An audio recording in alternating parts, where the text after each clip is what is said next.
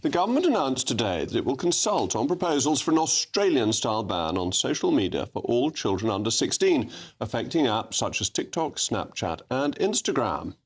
We will bring forward a swift 3-month consultation on further measures to keep children safe online. This will include the option of banning social media for children under 16 and raising the digital age of consent to stop companies using children's data without their or their parents' consent. The consultation will include a range of other options too, such as whether there should be curfews overnight, breaks to stop excessive use or doom scrolling. This is the latest in a long-standing power struggle between the overmighty state and the family, and it's important to remember that the protection of children is always the censor's excuse. Social media is not fundamentally evil. It is fundamentally good. When I look at my children's lives, if they want to speak to each other, they can do it in an instant. It's much easier than when I was their age, assuming I ever was young, having to write or ring up, bothering parents and not even getting through. Sometimes having to go through the operator. It was a much more complicated means of communicating. Of course, the ease with which young people now communicate brings some risks with it, but there are always risks in childhood. In the 19th century, people sent hate valentines, so it's not new that there should be difficult and unkind communications. It's part of life which parents can control. Under these government plans, technology companies could also be forced to block or limit addictive features such as streaks, which encourage users to log on every day, and infinite scrolling. But once again, this can easily be resolved by parents. I can, and I do, set the hours during which my children can use their telephones and tablets. I can set time limits for individual apps, as well as in total.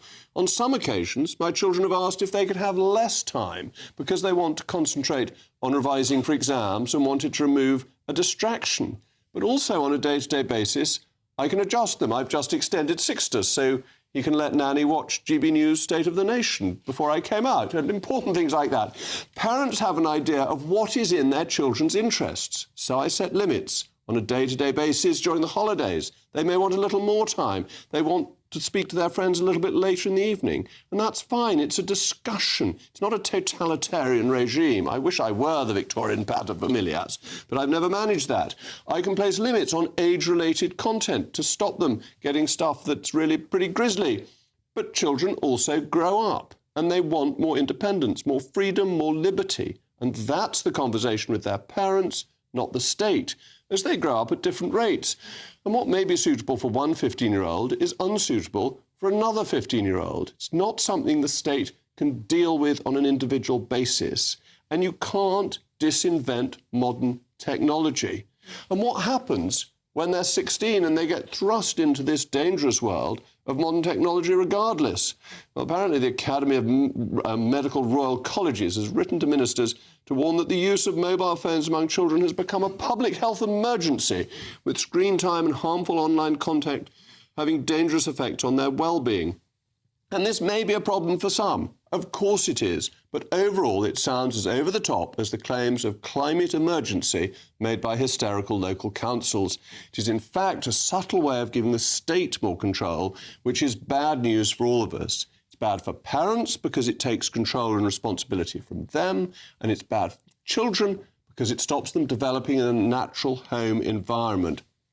It seems to me that we don't want our children to grow up at all. We now want to wrap them in cotton wool to stop them taking any risks. But childhood is a period of growing up when proportionate risks need to be taken. As a father of 6, I think social media is a matter for parents, not the state. Your personal data could be exposed right now without you even knowing it. And if you want it removed, use incogni.com/GB News in the description now and get 60% off an annual plan on us. Incogni reach out to the data brokers on your behalf and request that your information be deleted from their databases. And they'll keep sending removal requests to make sure your data stays gone. Sometimes your information ends up on strange, obscure websites that automated tools just can't reach. And that's why Incogni just launched their unlimited plan with a feature called Custom Removals. With this, you can submit any link where your personal information appears, Literally paste in the URL and their privacy team will investigate and work to get it removed. And getting started is super easy. Hit the link in the description, create an Incogni account and tell them whose data you want removed. Grant them permission to work on your behalf, and then all you've got to do is sit back and relax. They'll keep you updated along the way. Incogni is totally risk-free for 30 days. If you try it, it's not for you, you'll get a full refund. So take back control of your personal data today with Incogni. Use our code GBNews at checkout via the link in the description, and you'll get 60% off an annual plan. As always, let me know what you think, mailmog@gbnews.com. But now I'm delighted to be joined by the author and former Conservative MP, Louise Mensch, and my panel also here as well. Louise, you are a constant tweeter. I mean, you send out messages by the dozen. I do. And yet you don't think children should be able to read what you tweet? Yes, I do not think they should be able to read what I tweet. Partly they'd be incredibly bored, and I don't want them to get bored. But more to the point, I don't think this is a freedom of speech issue, and I frankly think this is a rare point of difference between us, but I think you are kidding yourself when you say that parents can control this. I think most of your viewers watching it today who have children, who've got teenagers, will know the struggle of keeping but I can. TikTok away from them. Here we go. I go into settings. Yes. And I go down to screen time, and I have got Alfred, Ansel, Mary and Thomas. Your godson's over 18 now, Yes. so I wouldn't... He never needed controlling anyway, actually. Yes. I can switch them all off now. I mean, they might not speak to me for a week if I did, but I can do that, and they haven't been able to work out my passcode, so they haven't been able to get through the system. So and I far. can see how long they've been on it for as well. Well, so far, but the little Rees-Moggs are very well behaved, and I think most teenagers up and down there are more than able to run rings around their parents to get onto social media when they couldn't be. I mean, is there good things about social media? Of course there is, but there are good things about gin and tonic as well, and I wouldn't give that to an 8-year-old either. Well, not necessarily to an 8-year-old, but you can control the gin and tonic that you give to a child. In this country, it's illegal to give drink to a child over the age of 5, and that works perfectly well. Your drink example's a good one, and parents are responsible. And they may give a child a sip of champagne at a christening, but they don't encourage their children to drink too much. It's a matter of parental control. And taking it away from parents, I think, is a false safeguard that actually people will be able to get around the state controls almost certainly more easily than their parents' controls. I don't agree with that at all, really. Look what happened in Australia. We don't have to guess what would happen. And indeed, this will be the 11 billionth U-turn from Labour, who only a few months ago said they wouldn't take up the Australian example. But that, Jacob, they got rid of 4.7 million accounts, which is almost as many accounts as there are adolescents in Australia. It's almost a one-for-one comparison. And then they'll all be setting up accounts in false names with false ages and going on virtual private networks. Some of them will, but really, it's just a tiny amount. It's like saying there's no point in banning drugs because some people will smuggle drugs no matter what you do. That's, of course, true. But it's really banning easy drugs to, it's does really limit easy the to amount do that come in. with social media.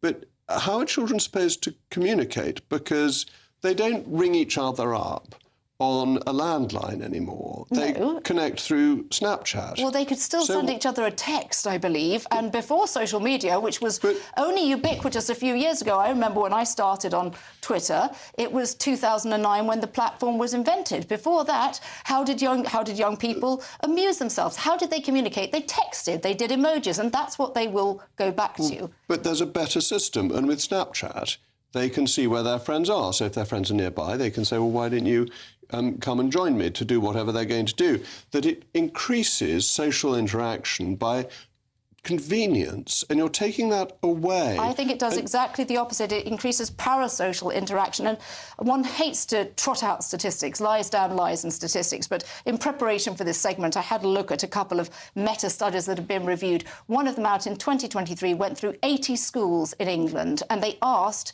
teenagers that use social media, which, by the way, was almost all of them, how often they used it, and they correlated it with self-reported depression and anxiety. And it was absolutely axiomatic that the more teenagers used social media, the more depressed, the more anxious they became. But you know perfectly well that coincidence is not causality. There are all sorts of other things that have been going on.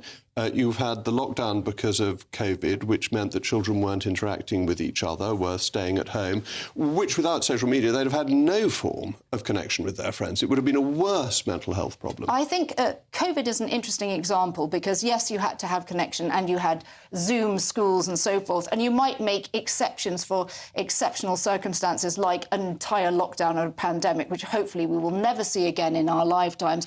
But although you say correlation is not causation, and that is logically true, nonetheless, I think it beggars belief to say the more you use social media, the higher the rates of depression. And by the way, it's much worse for girls who look at beautiful girls, beautiful models on Instagram. They compare themselves and they feel terrible. That's been true about girls looking at glossy magazines. That side of things is not going to be taken away. That's just a different means of transmitting the same thing. But it's in their faces, Jacob, all the time. Every parent watching this knows it. They're trying to get their kids off social media and they are having great difficulty in doing it. The idea that you can protect children in this way is false, that children will be exposed to the modern world. That's just the reality. You've got to deal with the modern world and have a conversation with your children rather than thinking the state can suddenly intervene effectively.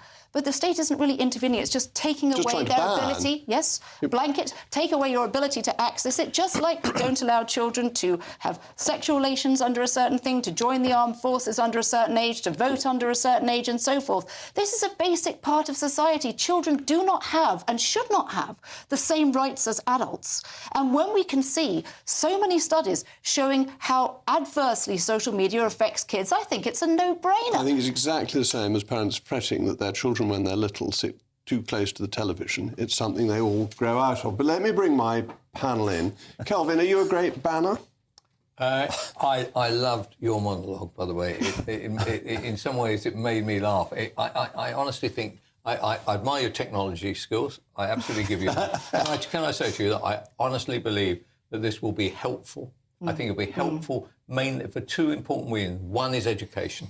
I should imagine there are teachers cheering from the rafters at the way that this may finally give them power back in a classroom. It is an absolute nightmare. I don't drink. I was in a pub the other day. Where I saw a father, not a mother, hand the phone to a child who couldn't have been more than 18 months old in order to keep the child quiet. Now, look, and so I am with the 70% who consistently vote, this is the parents, consistently vote that they do want this. They think it will. They can't do it. Now, one of the problems we face is that all of us live off our phones. And one of the problems is all the children, you can't criticise the kids. They're all saying, I want to be like them. I want to be in that world. So I don't know how we deal with that. Schools do have control. I think one of the schools my children are at has bonkers controls, and we can't get hold of our children because they're not allowed their telephones that will be very day unusual. or night. I would say that would be... But schools can do that. One in 100 schools. And by the way, we should bring that in tomorrow. Be careful of what you wish for, because the school I'm talking about, which I won't name, but people can guess, came under a lot of pressure from parents to introduce very strict rules. Yeah. They introduced them, and then the parents were all furious. They can't get hold of their children, that people don't always want what they've said they wanted. I do think, Jacob, that... your family and you and your 6 kids and the schooling they get and the fact they have a nanny looking at one nanny or several, I don't know. No, just the one. Just the one, right. It's not exactly typical of the British population as a whole. There are lots of families where it's pretty grim. Michael, I accept that. Yeah. Of course I accept that. But I think the basic principle that parents are the best and most interested in their children. In an ideal world, is true for the vast majority of the country. In an ideal world, yeah, but this isn't an ideal world. And you go on. I mean, you make yourself out to not be you're not a censor at all. But I mean, would you allow, for instance, going back to the old days when we were children?